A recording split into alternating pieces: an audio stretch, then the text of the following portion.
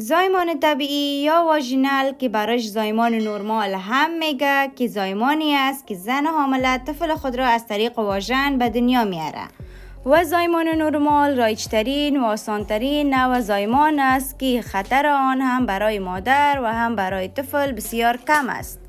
و تقریبا 80% از زایمان ها در جهان از طریق زایمان نرمال اتفاق می افتد. بیا که ببینیم امی زایمان نرمال یا واژینال چگونه اتفاق می افتد. و زایمان نرمال از هفته 37 الی 42 حاملگی اتفاق می افتد. در زایمان نرمال از همه اول پوزیشن یعنی حالت و وضعیت طفل را بررسی می کنیم و اگر صورت نوزاد به سمت دهانه رحم باشد و نوزاد سالم باشد پس زایمان نرمال به مادر توصیه می شود و زایمان نرمال به 3 مرحله تقسیم می شود که مرحله اول علائم شروع دردهای زایمان، مرحله دوم با شدن کامل دهانه رحم با خروج جنین پایان می یابد، مرحله سوم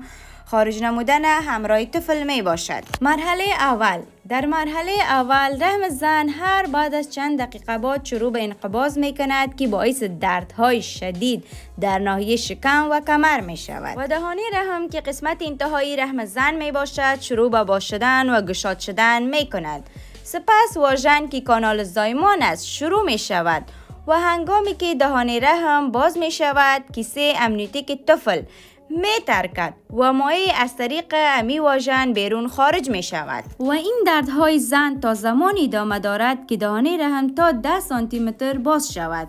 و در برخی از حالات به باز زنها دوزهای اکسیتوسین داده می شود که این کمک می کند که تا دهانه رحم به راحتی و آسانی باز شود. و دردهای زایمان می تواند از زن به زن متفاوت باشد. برای کسانی که اولین بار طفل میارن از 8 تا 18 ساعت طول می کشد و برای زایمان دوم سوم می تواند این دردها کمتر باشد. و زمانی که دهانه رحم تا 10 سانتی متر باز شد مرحله دوم زایمان طبیعی آغاز می شود و در این مرحله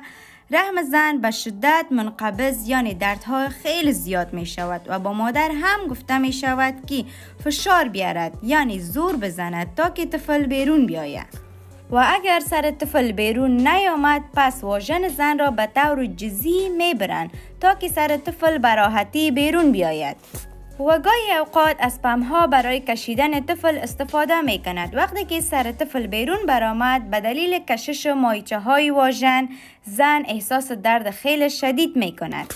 و سپس متخصص زنان به نگاه داشتن سر و چرخاندن کمی دیگر وجود نوزاد را بیرون می کشد. پس از آن بند ناف طفل را می برند و سپس مرحله سوم زایمان که مرحله آخریش می باشد شروع می شود که در این مرحله جفت عضوی یعنی جفت جنین که برش ما همراه طفل هم میگوییم که در دوران بارداری تشکیل شده بود و توسط اینمی مواد بین مادر و طفل رد و بدل میشد و مادر به طفل خود نان میداد از طریق ایره هم با خیلی فشار بالایش میاره و ایره هم میکشن و در این جریان طفل را برای مادر میدهد تا که طفل امرای مادر جسم به جسم تماس داشته باشه و هم برایش مادر شیر بدهد. این بود ویدیوی امروز ما. خدا کند که آگاه شده باشید و برای معلومات بیشتر چینل یوتیوب ما را سابسکرایب کنید.